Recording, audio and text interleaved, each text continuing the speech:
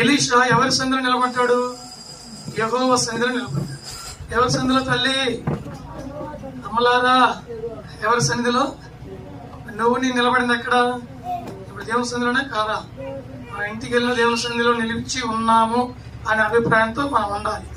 ఎవరి సన్నిధిలో నేను నిలబడి ఉన్నానో ఆ యెహోవా జీవము తోడు యెహోషాపాతుకు నేను సహాయం చేస్తాను. రాజుకి ఒక సహాయం నేను చేస్తాను. అవునయ్యా, రాజుకు సహాయం చేయాలంటే ఎక్కడ నిలబడి ఉన్నాడు? ఆయన దేవుని సన్నిధిలో నిలబడ్డాడు. దేవుని సన్నిధిలో నిలబడినటువంటి ఒక వ్యక్తి ప్రార్థనలో ఉన్నాడు. ఎక్కడున్నాడండి? ప్రార్థనలో ఉన్నాడు. ఎక్కడున్నాడు? మిమ్మల్ని అడిగిన దగ్గర నేనేం వదిలిపెట్టినాను. ఎక్కడ ఉన్నాడు? ప్రార్థనలో ఉంటేనే నేను దేవుని సన్నిధిలో నిలబడి ఉన్నానని చెప్పాడు. ఒక రాజు వచ్చి సహాయం అడిగితే నీకు సహాయం చేస్తాను పోమన్నాడు.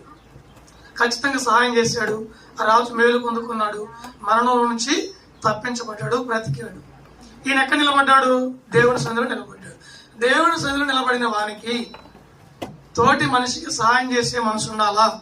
తోటి మనిషిని రక్షించే మనసు ఉండాలా? లేకుంటే శిక్షించే మనసు ఉండాలా? ఏమండి? శిక్షించే మనసు ఉండాలా? రక్షించే మనసు ఉండాలా? రైట్, స్తోత్రము కలుగునుగాక. రక్షించే మనసు ఇతనికి ఎలా వచ్చిందంటే దేవుని సన్నిధిలో నిలబడ్డాడు. అర్థమవుతుంది ఇక్కడ?